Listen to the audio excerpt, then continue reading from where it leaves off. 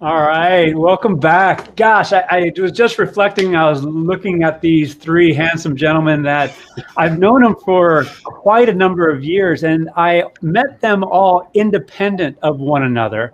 And now they're here together talking about a common theme. And I feel so blessed that to play in some small role in connecting you all over time, and obviously me being a part of the community as well, to listen and learn from you all individually and now, collectively. So going around the horn, Amit Mohindra, who is, now we're coming up on 15 plus years, sir, maybe longer.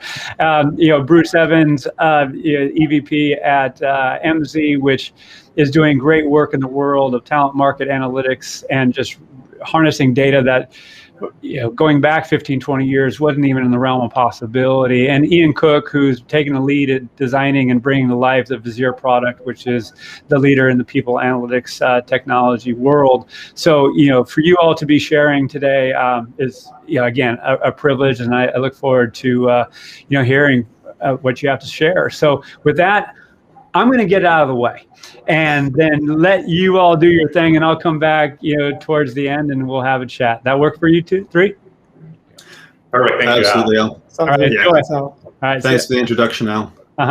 Here we go, coming through. So, Ian Cook with Visier. I'm going to be the air traffic controller for today. And Al often underplays his role. I think the sort of genesis of this particular session was a chat that he and I had early on in January. It was like, where's the world going? What's happening? How's it happening? And I just happened to mention the work we had underway with Emsi. He's like, you know what? We need to tell the world about that. We need to feature that. So we're going to do quick personal introductions so people have a sense of where we are, where we're coming from, because this is three distinct organizations coming together to share something quite powerful and unique in the world of people analytics that we think is very, very, very pertinent to the road ahead of all of us. So I said, I'm Ian Cook with Visier. I basically lead strategy for how we go to market with people analytics and have been in that space for a long time. Very passionate about it. Love working with these great people. If it's okay, I'll hand to Bruce to give a quick introduction to himself. Yeah, thanks, Ian. And yeah, Bruce Evans. I run the enterprise and staffing division at Emsi. It's been a great partnership with PAFOW, and we're super excited to be this morning talking about a partnership with Visier. So yeah, appreciate that, Ian. No worries. Hey everyone, Amit Mohindra. I lead a consulting company called People Analytics Success. I'm a people analytics leader, coach, and educator with, as Al mentioned, at least 15 years of experience in the field. I'm delighted to be here with my good friends, Ian and Bruce.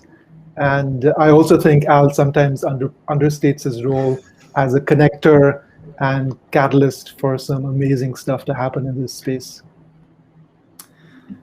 I think the word catalyst is perfect, Amit. A great description. So I'm going to explain a little bit about the story that we want to lead you through, really help understand like why now, why this, like what is this all about? Why are we so excited, and why do we want to share? Like there's a whole bunch of whys in there. What we're here to talk about is this is a 1 + 1 = 3. Again, we've all been in this market for a really long time.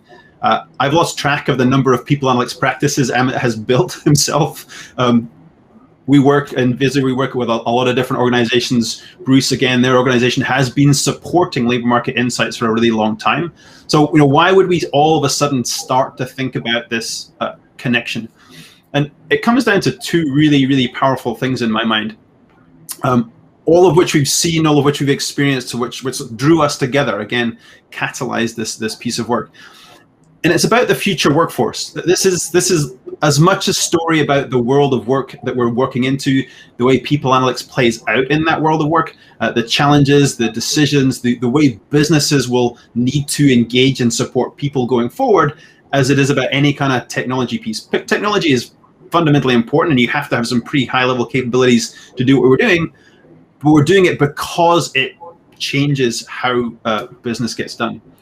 I personally take it back to a story where kind of June-ish, July-ish of this year, we had a large customer organization group, and we're trying to really understand what's happening, where's your business at? What are you thinking about? What challenges are coming? We don't ask what technology do you need. We actually ask what business problems are you trying to solve. The whole Visier mentality is, what's the business? So we were asking, like, what's your business trying to solve for?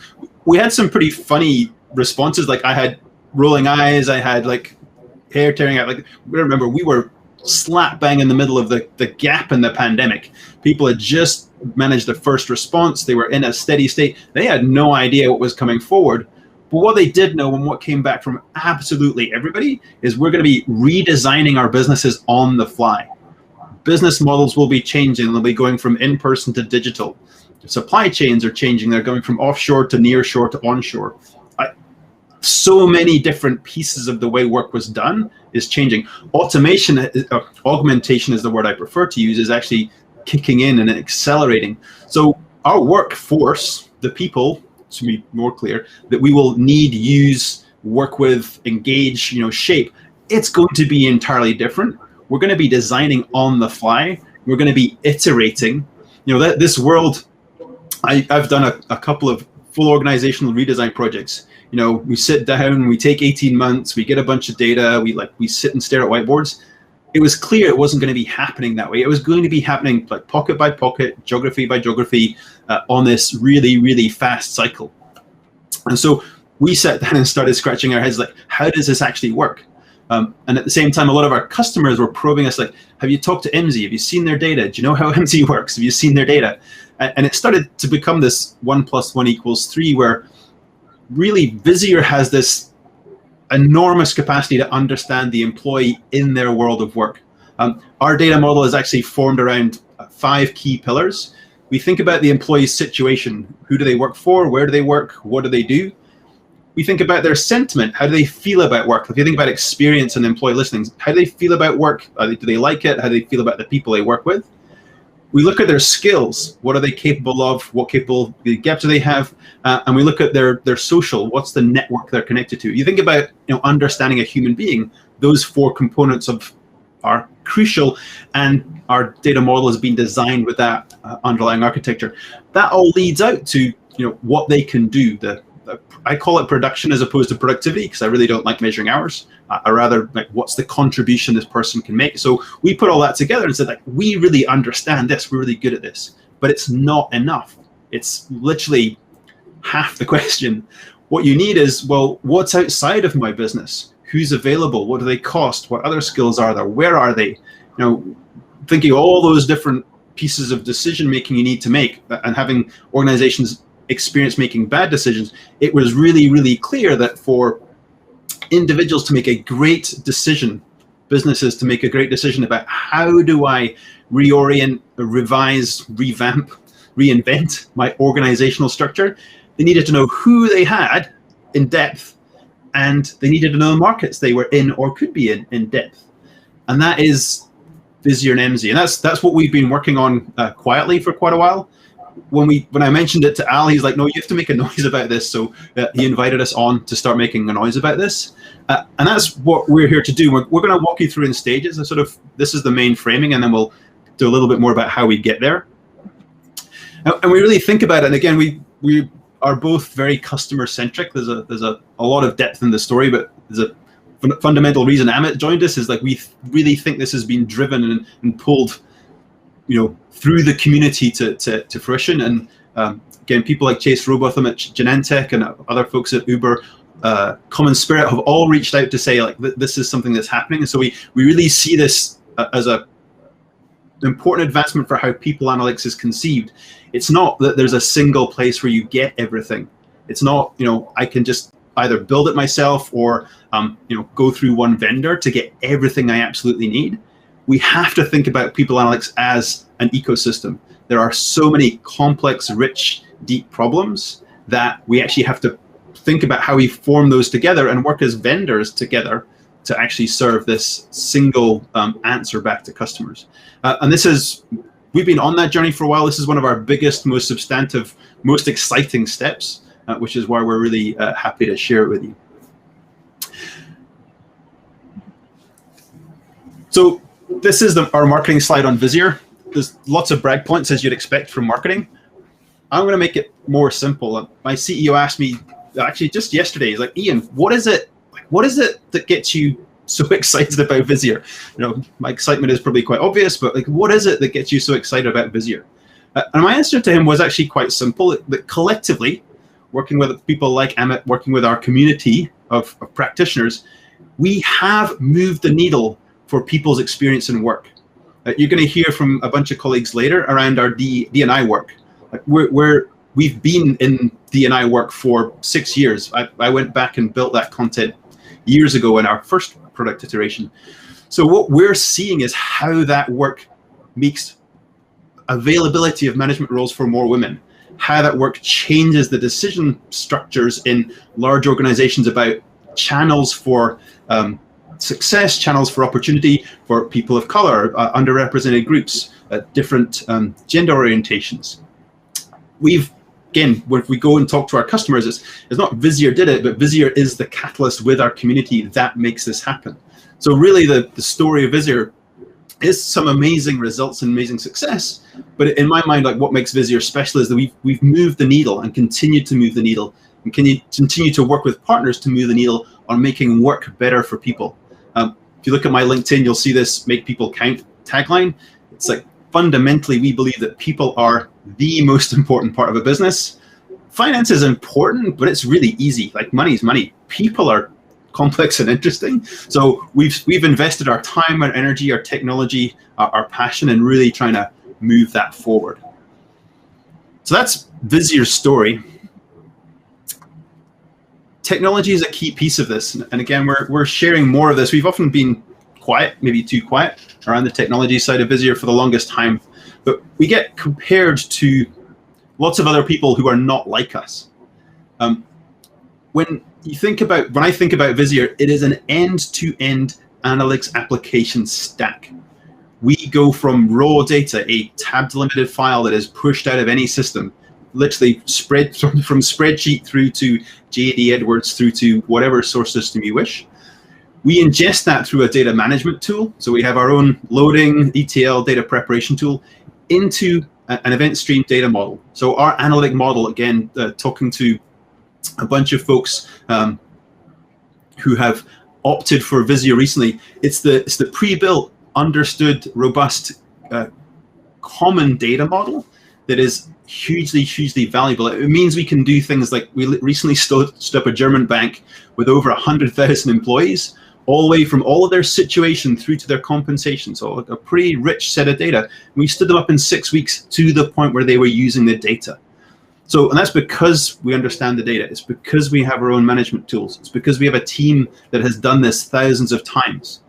On top of that, we've got some machine learning built in the back end to do some prediction, and we have a secure front end. So you can share this information. And again, sort of differentiating Visier, what makes that secure piece so important, we can deliver a dashboard where you have detail, so I can see the specific gender for an employee, and aggregate, I cannot see the compensation for an employee at the row and column level. So I can see it for people who report to me, I cannot see it for people who don't. And that all goes together in a single view that a manager then consumes. We're convinced people analytics is about serving people managers, about decisions. You only get to those people to consume and use if they have a clean, simple, it's all in one place kind of view. So all of that gets built and delivered through Visier, where there's a content layer where we express the metrics and the standardization, which is huge, very fast to get value. But all of that actually lives in Visier. So when somebody says, oh, you're like Tableau, it's like, well, not really. Tableau is the visualization end. Security is not there. Data models there, not there. There's a whole bunch of other stuff. Or again, you're like a data warehouse. Like, yes, we're a data store, but we're actually an analytic model, not just a set of tables hosting data. So this is, again, our picture of Visier. What it allows us to do, what it actually means that we can deliver to a customer is speed to insight, and then the most comprehensive, detailed view on their people, available anywhere on the planet. Again, I'll happily go toe-to-toe with anybody on that. And that's what we focused on, really understanding people. So I'm going to go and hand over to Bruce, because he's going to tell you a little bit more about Emsi, and this really starts to make sense of this partnership. So Bruce, over to you. Yeah, absolutely. Thank you, Ian. So yeah, real quick, if you don't know Emsi, just allow me a quick introduction. We're a team of about 260 data scientists, researchers, economists, software engineers, who've really spent the last 20 years building the most comprehensive set of labor market data. Think labor supply, demand, and compensation on the market. As you can see from the picture of our hometown there, we're located up in the Pacific Northwest in the rolling wheat fields on the Washington-Idaho border. And we have two major land-grant universities within a 10-minute drive of our office up here. So to build that labor market data set I referred to, what Emsi does, we combine the best available data from multiple sources in order to, as Chase from Genentech so kindly put it, help enterprises amplify their ability to make data-driven and employee-centered decisions. Go ahead and to the next slide and I'll unpack that a little bit, Ian. So how do we do that? Well, it's both simple and also incredibly complex. So we start by building a foundation of labor market information, which is based on over 90 sets of government data that span about 18 billion data points. And what we do is we smash those sets together in what you could call the world's largest Sudoku puzzle. And we use the results to understand in detail, including geography, occupation, and industry, all 163 million jobs in America. We've got global data too, but that'll be a conversation for a different presentation, a different day. The second thing we do in the middle there is we layer in online job postings to help understand the demand side of the economy. This fast-moving data set, picture scraping and deduplicating most every job posting in America every night, helps Emsi's clients see what is changing in the competitive environment in almost real time. And during a time like we just have been through and are still going through around COVID, we've seen just the importance of the speed of a data set like that. And finally, on the right, a comprehensive set of 105 million online profiles and resumes. This is used to help give us greatest detail on the supply side of the labor economy. Details like skills, education, and employers that reporters work for. Go ahead to the final slide here on Emsi, Ian. So that's who we are and what we do. But far more important, just like with Visier, are the clients who trust Emsi to give them key insights on the labor market so that they can compete and win in this really dynamic environment we're in. Because these organizations recognize that the decisions they're making, decisions which impact the future of their businesses, are not made in a vacuum. So in the past several years, we've had the privilege of being trusted by half of the Fortune 100 employers. 4 of the 5 largest global staffing firms are among our clients. 4 of the 6 largest management consulting firms use Emsi data. And you'll regularly see us partnering with and see our research featured in national media outlets like the Wall Street Journal, Harvard Business, and Forbes. And so as I wrap, let me emphasize that the reason Emsi is so excited about this partnership with Visier is that we've long recognized that the closer our data is to a point of decision, the more impact it's going to have on an organization. And these two data sets together, Emsi plus Visier, are going to do exactly that.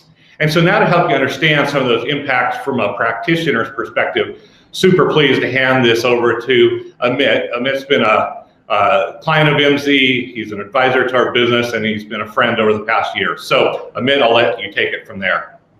Bruce, thank you so much. And Bruce and Ian, Visier and Emsi, congratulations on this new partnership. I don't know what took you guys so long, but better late than never. It's amazing. We've had many beers over in many PAFOW conferences in the past, but I don't think I've shared this with you. So my very first job out of grad school, my first real job in the commercial sector, was with a big international HR management consulting company. And my job was international data consultant. And so my task was to compile labor market data from many different countries, over 100, and put it together in a way that made sense for our international global clients. So they could put a lot of their compensation data, in this case, in the perspective of the labor market. So we used to do it in a very personal way. We used to get all the data and then put it into this shiny little disk and in a very personal way, send it to them through the U.S. Post Office. Things have changed, but I understand, the effort and energy that's required to put all of this data together. And as Bruce mentioned, I'm a huge fan of both Emsi and Visier. I've hired them both into various companies that I've led people analytics in. I have a tremendous respect for the work that they do, the technologies they've built, because as I said, in global labor market data, I've had to try and build it single-handedly, so I understand the challenges, and similarly with building talent analytics platforms.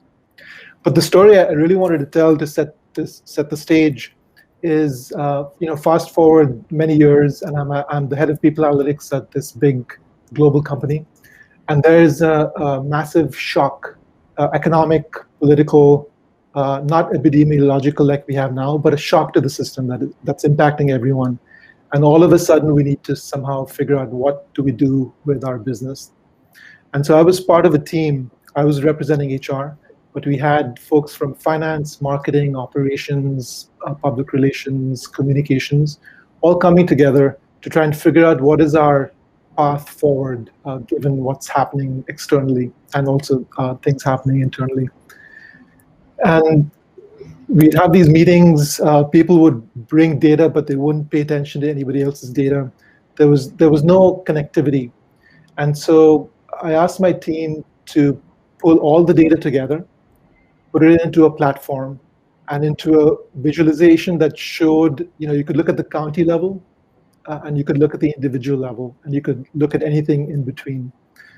And so I remember that meeting for many reasons, the last meeting, but we showed this dashboard, if you will.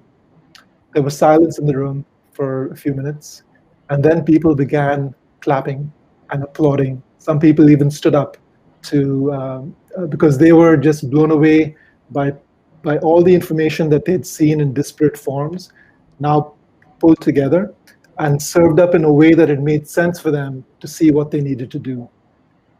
So, I think we're in somewhat of the similar situation right now. There's a big shock to the system, this exogenous shock of the pandemic, and all sorts of economic dislocation that's happened as a result. And so we're sort of recovering, and we're trying to figure out, what do we do now, right? It's a big reset, a rethink, a reimagining of where we want to be. And so I'd like to talk about this situation from the perspective of two lenses, right? The first lens is actually perspective itself, and the second lens is that of a platform. So from the standpoint of perspective, like I said, everything has changed. We entered this cosmic wormhole, and suddenly we're 10 years into the future of work. And whatever we brought with us is perhaps no longer sufficient. So we've got to think things through again. Now, HR has done a fantastic job so far. All of you have stepped up, and HR has been in the spotlight, and it's made sure that everyone is safe, connected, productive, engaged, all of these things, whether you're in a store or frontline warehouse or in a corporate environment. And it's really the time of people analytics to step up, and we have. But here we can once again be the vanguard of HR in terms of being strategy-led, data-driven, and outcomes-oriented. But what's missing, I feel, in all of this is information about skills, because that's something that it's really the DNA of work, of jobs, of careers, and it's been really hard to pin down skills, to define them, to keep track of them, to connect them to different things. So I think what we need to answer now is, what do we have internally? And do we have enough of what we need so that we can actually execute that 3-year plan, 5-year plan, looking ahead to different scenarios, right? So on the micro level, within the company, we have what are now called talent marketplaces, or what used to be called internal labor markets. And I'm sitting here in Boston. It's a snowy day, and just a few miles away is Boston University, where the theory behind internal labor markets was first developed back in the 70s. But now, luckily, we have the technology, we have big data where we can actually do things with internal labor markets. So there's an opportunity to figure out the skills issue on a micro level, because we keep hearing from our employees in surveys that it's all about career development. What do they need to do to advance within the company? And if you don't figure it out internally, then they're obviously going to step outside somewhere, and that attrition is very costly. So there's this micro or internal labor market, talent market, internal mobility opportunity we have that we can crack with understanding skills at a very fundamental level. And then at the macro level, workforce planning. Until now, we've sort of gotten away with doing just tactical and operational workforce planning, the number, the cost, where. But if you truly want to get to strategic workforce planning and making sure we can execute that strategic business plan, then we have to understand capabilities. And here too, skills become so important. So Emsi has this open skills initiative where they've defined the skills, and you can immediately open up your internal ecosystem, and all of a sudden you've got the skills information under control, and then comparing it to the outside market. And this is what you get when in this marriage between Visier and Emsi. So this kind of instant view of your skills and your comparison to the market, where you're behind, what are the gaps, how bad are the gaps, a complete picture of both the macro view as well as the micro view. And this, again, reminds me of that meeting that I had many years ago where everyone was so thrilled to get all of this information at the same time. So, I think, so that's the perspective, right? The situation, the view, the need to do something different, internal view, external view, pulling it together. But then there's also the platform perspective, right? And I think Ian has a blog post coming out on this, I'd point you to. But it's all about integrating everything. Now, over time, the HR technology market, it's innovative, it's brilliant, but every company has its own peculiar and specific needs, right? So HR technology will begin to converge, but that convergence process will take a long time. In the meantime, we have to take the best of everything that we have, the specialist platforms, but having everything together in one view is killer. That's when you have the holistic view. You can look at the full picture and make decisions that are not based on a particular silo. This is what Ian was speaking about as well. And then you have the standardization, which Emsi brings to skills, and then it sort of lights up the whole platform. Wherever you have skills, internally, externally, now you have a lot of insight and therefore power to make the right decision. And then workforce planning. Finally, we can do the strategic workforce planning, which is becoming so important with the increased uncertainty. And it's not now just sort of one plan. It's got to be a multitude of plans, because we could be facing many different futures. And better for us to figure out which is the future that we want, that we can work towards, but also be ready for the alternative futures, because nature may deal us another hand, right? So I think for this reason, this alliance is just music to my ears. In my earlier, younger days, it would have saved me probably 5 years of effort, which is why I'm thankful that it's finally happened, and other people won't have to spend so much time doing all the hard work to pull it together. So, I think it's amazing. Good luck to both companies, and thank you for having me as part of this panel. I'll turn it over back to Ian. Yeah, thanks, Amit, and again, shout out to yourself and a number of people out in the community who will know who they are, who just kept sharing their needs, their story, and helping to formulate this view. Because I think Bruce and Amit hit on some really, really important points that I just want to re-emphasize.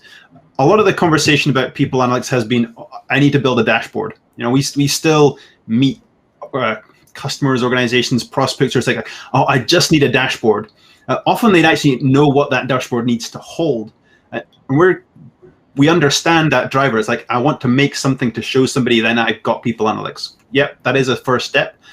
But the most crucial part, and where you get difference and where you get scale and where you get reinvestment to grow your people analytics practice, comes back not when you have the dashboard, but when somebody uses that dashboard to make a decision. So if we forget dashboard and just think about consumption of data, information to monitor a situation, which is usually what a dashboard is for. Sometimes you need information to explore a situation, which is a lot of what Amit's talking about, where we put external market with internal market. We harmonize jobs so that I can, when I look at hiring a QA person, I'm not having to guess whether the QA label on the LinkedIn data or somebody else's data is the same as my QA person. It's gone through standardization, so we know we're apples to apples, so that I can actually work out, should I move everybody to, the Midwest and hire for QA there, or actually is all the QA living around the Bay Area because that's where the jobs are? So all of those important decisions have a huge impact on the business.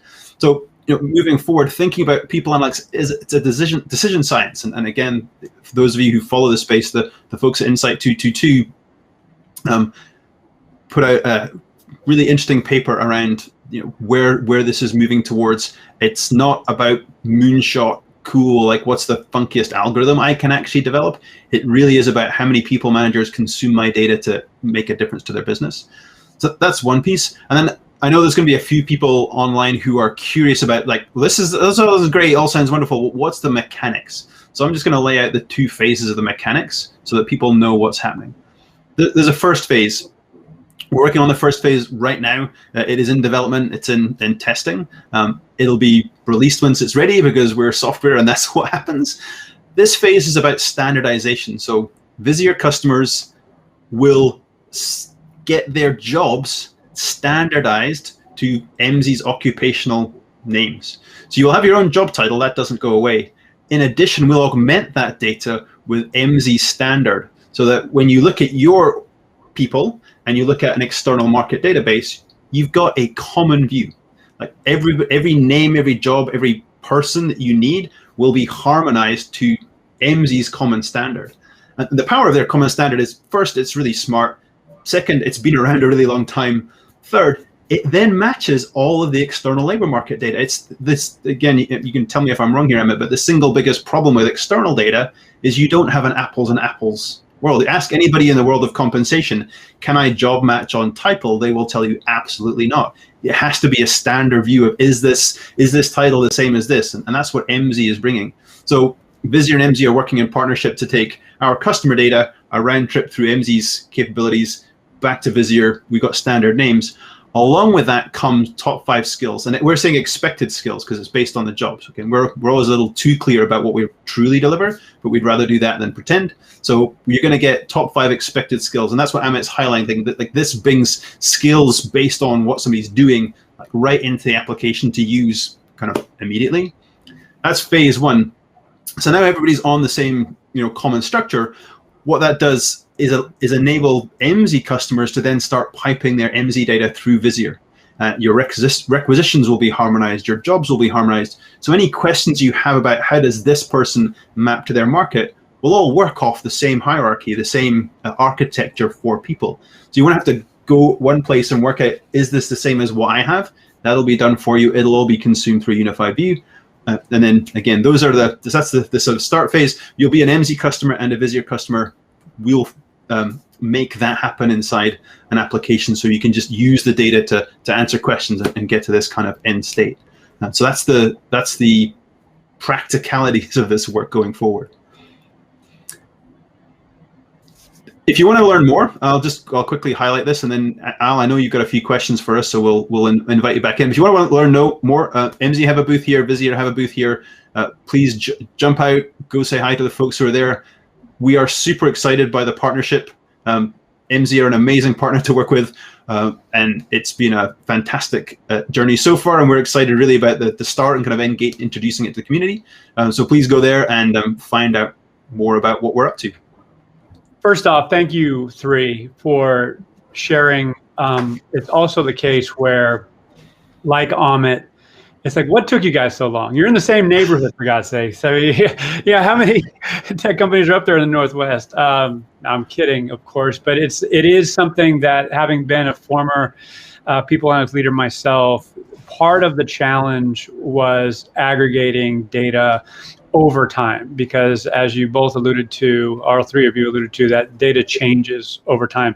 So my pointed question, and I'm going to kick it over to you first, Bruce, because you've been focused on this kind of external data, if we can say that, and Visier, and I know there's nuances here, so don't beat me up on this, has historically been focused on internal data, so internal to an organization. So bringing those together to get both an internal and external view, to Amit's point, is a massive achievement.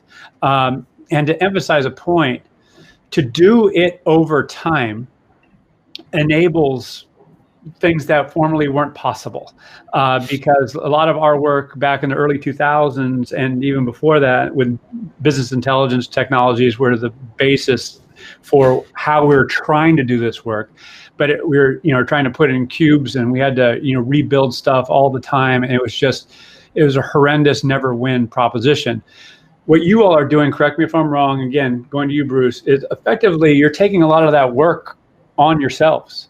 And so now an organization can focus on investigating dynamics in the talent markets, how it relates to internal dynamics, and then formulate talent strategies that are credible, that that at least have a higher degree of confidence than in years past when there was a lot of guesswork. So my pointed question to you, Bruce, number one, does that echo how you're looking at it? And number two, if you were going to coach organizations on how to consume this, who's your buyer, who's your consumer? Because it can be anybody and everybody at the same time.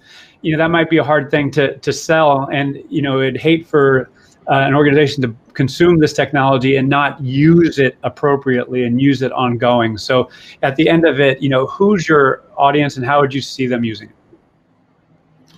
Yeah, thanks, Al. Great question. So in my mind, the real key point here is context. I mean, the reality is, like, we work in data, both Visier and Emsi. In some ways, like, we drown in data, but the reality is, like, a single data point without context is often really worthless. Like, it's not actionable in any way. So to use an example of how we picture this in the tool, like right now I might be in Emsi's tool and see, like, hey, the race, ethnicity, diversity for call center reps in this market is 43%. So I have a data point, I have a number, or it might be in Visier looking at my call center in that same market and see, like, hey, we're 53% diverse race, ethnicity. Without those 2 points together, like, I can't really attach meaning to those numbers. So the reality is, like, if I want to know how we're actually doing, are we better than we should be? Is there room for us to improve? Can we influence conversations about what our targets are going to be? Like, I really need that external number from Emsi and that internal number of where we are right now together. And then all of a sudden, like, I have the context. And yeah, our customers today, and like we have a number of mutual customers, can do this, but they're just going to be flipping back and forth between screens and, like, jamming new reports together. So where we're really excited together is, like, hey, let's just overlay those two things right now, and all of a sudden those two different data points tell a story, and it's the story that's going to be really impactful and powerful within the organization. Love it. Ian, how about your thoughts on that? Yeah, I mean, I'll double down on what Bruce is saying, is that your truly technology providers shouldn't just be giving you tools and asking you to work out how to use them and have somebody else build them and then kind of hope you get it right. Like, really, technology providers should be providing the answer your business needs to move forward. And Bruce is absolutely right. And I laugh at Amit, it's like, what took you so long? But I also feel the truth of that statement, because I've sat in rooms, like all of us, where somebody's looking at their resignation rate and it's like, my resignation rate went up, that's bad, right? It's like, well, no, it depends. Anybody who follows me on LinkedIn, we have a Thursday debate. There's a guy called Gary Russo who's, now notorious for saying, well, it depends, because the answer to people's question is always nuanced. We've got data in Visier that showed resignation rates were going up in the hot labor market, but they were going up slower than everybody else by 2 or 3 percentage points. That's a win. And it's often been a win that the people analytics team or the CHRO has not been able to explain to the business. They've just had this internal data that says, oh no, resignation rate is worse. I must be bad. It's actually like, no, resignation rate is beating the market. And Emsi has the market, Visier has the internal piece. You can only prove to the business that you're beating the market when you have the two together. And again, you don't want to have somebody to go together, stitch that chart together, manually make it. Every time you want to have that debate, you just want it there. And then amen. Absolutely. Hey, and sorry to interject, Ian. I just want to give Amit a chance to respond here too, because Amit, obviously, you've made conscious decisions to purchase both tools. Now you have, obviously you're not in a role to do that now. However, you've effectively said that it would have been pretty awesome to have bought it in one shot. And then it invites the question, no doubt you would have used it as people analytics COE, but who in turn would have been your principal customers? And it's more of a future focused question. Who do you see the internal customers from your lens, from your vantage point, ideally? Yeah, good question, Al. So I'll harken back to that same meeting I spoke about where we received applause at the end, and I wish more meetings ended that way. But look at the people around that table, right? Because now you're connecting the internal to the external through the labor market. And so you have PR, because it's the company's reputation. You clearly have finance, because it's all about cost. You have communication, because it's internal communications around, a specific case here is skills and careers and how do you think about it. So I think the marriage of macro micro with this decoder ring, which allows you to marry the two, gives everyone something to rejoice, right? Whether it's reducing attrition, whether it's giving people more career opportunities internally, whether it's offering a new sheen or protection against the outside market in terms of PR. It just opens up so much more. It's literally like you're operating at the molecular level, and now you can go into the atomic level, or you're operating in classical physics, and now you got quantum physics. You can really go inside, outside, all over the place, and with the power of AI and big data, where it takes out so much of the effort, and it's gotten so good at this point that you can fine-tune your thinking and decisions around skills. And I truly believe, so there's always a war for talent. It goes up and down, but it's a different kind of war right now, given the pandemic and everything that's happened. And I think that skills are the secret weapon for the war for talent right now. And I think this alliance gives people that incredible opportunity to get the edge. So is it? Yeah, go ahead, Ian. Yeah. Just to get practical around, like, how do we use this data? Because I know, my colleagues are coming up with a DE&I conversation soon, and Bruce alluded to it. So I think I just want to double down on that. We talked to a lot of customers who were presenting their diversity targets to their CEO. That person was going to make a statement of, we will be X% diverse by Y date. What they were struggling with, what was really concerning, is like, are we going to hit it? How are we going to hit it? And so, to Amit's point, there's a lot of different stakeholders. Don't try and serve them all at once.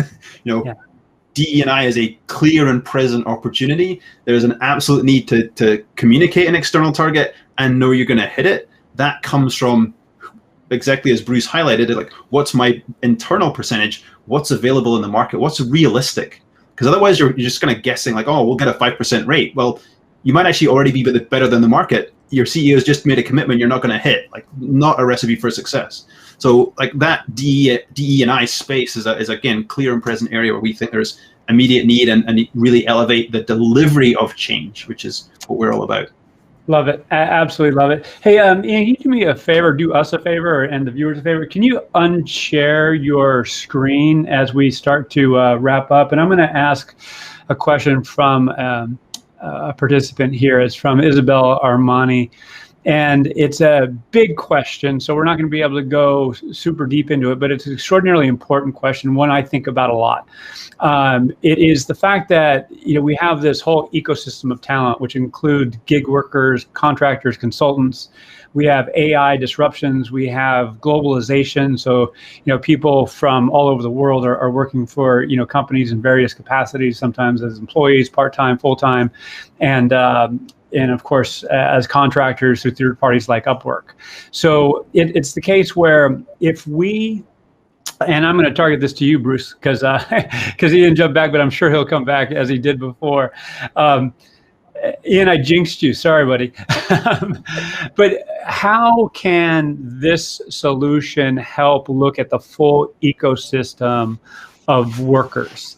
And are you on a path towards that end, or is this something that can be considered right here today? Yeah, I think so. One of the interesting things during this time of disruption is the fact that we have seen, in a sense, like a dispersion of talent. The fact is, like, we can hire from anywhere. People are working remotely. So the need to understand people and markets that are unfamiliar, I think has never been higher. And so ways to use data like Emsi's market data and even our systems to, like, hey, I've got a job posting or I've got a resume and I want to really actually just understand what's in this thing. So like let me run it through and find what are all the skills here and start looking for matches. And then once I have that, like, hey, are there markets where those skills in this kind of job are more preeminent, more dominant than in other markets? Like, so all of those things kind of get unlocked. And like it said, like, skills are kind of the key to that. They're the piece that can unlock that. So I do think as we look at, whether it's someone in Oklahoma City who's just working independently, if we can capture like what their skills are based on their online presence, understand what you're actually asking for in a position, and then you can start making these connections that in the past probably would have just been overlooked or never would have been able to sync up like that. So I do think that's one of the ways that, understanding like a common language, having these connection points can really change how the talent markets work. And at the end of the day, like, that's what Emsi is all about. It's really about how do we move the needle on our labor economy. We all know a great job changes everything about somebody's life. And so, like, how do we connect the supply and demand sides through data to make that system work better for everyone? Like, that's what keeps Ian and Amit and I excited to come to work every morning. Yeah, and thank you for saying that. Ian, please, you got the gist. Yeah, no, and just one other thing to add in, Al, that I'll spell out, because I think sometimes in Visier we assume this is the case for everyone, and it's not always the case. But we don't just consume people data from an HRIS. Like, when I see commentary around gig, it's like, well, yeah, you're going to have gig in VMS, you're going to have it in other spaces. In the Visier world, it's we don't care. Like, we can manage the primary permanent employee plus the casual, the temporary, the contingent, the gig. Like, you can look at all of that in one place. If you have a record of the person, you're not constrained in any way, shape, or form to actually use that data. So the Emsi overlay is availability in market. The Visier internal view is full workforce. It's not just what's in your HRIS. There's no limits there. And again, some people live in that world. We understand that, but that's not our world. It's not been our world. The number of organizations that have been loading their contingent specifically through this phase in order to achieve what Bruce is talking about has been enormous. Yeah, sticking with you, Ian, and then I'm going to ask for closing comments. There's been a movement for a number of years to think about work in terms of projects, both internally and externally. So people are just coming in and doing X, and sometimes there's decision points where should this project be done by an employee or should it be done by someone external to the organization? Is that something that you advocate for, and is it something that Visier could facilitate? So we can facilitate it. We are architected to handle an employee, a position, and a project. So we've actually got a relationship in our database. And again, this is where we're having somebody who's thought about the problem and built the data model to handle it. If you think about one employee with 3 different projects underway that start and stop, and maybe they drop out halfway through, like you've got a whole bunch of relationships there that people typically wouldn't manage in a data warehouse. Trying to build and maintain it across their own hierarchy would be horrendous. So we've actually solved for that already. And it's interesting. I think Agile works where it's necessary, but it doesn't work everywhere all the time because it has an element of chaos. There was a brilliant quote from a guy from GM who he said, "Oh, we need stable Agile," because in a manufacturing plant, there's actually stuff that happens the same way every day, all day. And so, yes, yes and no is like, sure, introduce it for change and for driving innovation, but don't make it your basic operating system, or only if it works for your business. Like, it's like all great ideas, they don't work everywhere all the time. Yeah, I was going to grab Michael Arena's adaptive space, but I almost fell on my tail, so I'm not going to grab it. But, so, hey, Ian, since you have the floor, you mind closing comments or ideas for the participants? I think the closing idea is really to make sure you conceive of your people analytics practice as providing decisions to people managers. And that's the driving sentiment behind this whole partnership. It's not to feature some cool AI tech or kind of geek out about data volumes. It's truly to think about serving that end user with something so compelling they give Amit a round of applause. And like that's your destiny. That's your future. We're excited to be part of that journey with you, I think is the end answer. Outstanding. Bruce, then Amit will bring us home. Yeah, no, likewise. I think it's always exciting to have customers pull you where they need you to be. And I think from both sides in this, our clients were pulling us together. And like for me, that's like the perfect way to find out where we should be going in the market, how we should be working. All right, good stuff. Well, thanks, Amit. Yeah, so I'd like to first thank Isabel for that brilliant question, because the labor market is very different now than it was even yesterday or a few weeks ago. It's a very unique kind of market compared to the market for capital or goods and services. It tends to be somewhat slow-moving, sticky. There's a lot of legislation, a lot of just, because people can only work for 24 hours in a day. And so it's changed, and it will continue to change. Your employees are participants in that labor market. And unless you understand the labor market and make that connection between what your employees are seeing and the options they have, then you'll be on the back foot always. So that's where, again, I think this micro-macro connectivity is fantastic. Well, spoken like a true economist. And hey, I mean this in all sincerity, gentlemen. Thank you for doing what you do. I mean, all 4 of us have perspective on where we've been. And in one form or another, we've done the work. And to be here in 2021, to think of this capability as something that effectively you can buy it's like a flying car. It's pretty darn amazing. So, and you all have brought it to life in one form or another in your respective roles. So again, thank you for doing what you do. Now it's about getting the world to use it in meaningful ways. And I know that's all of our challenge. So again, thank you, and look forward to seeing you soon, hopefully before too long. Let's get this vaccine out there and get together, get a hug and a beer. I'm in. Thank you, Al. All right, guys. Thanks, Al. All right, that's it.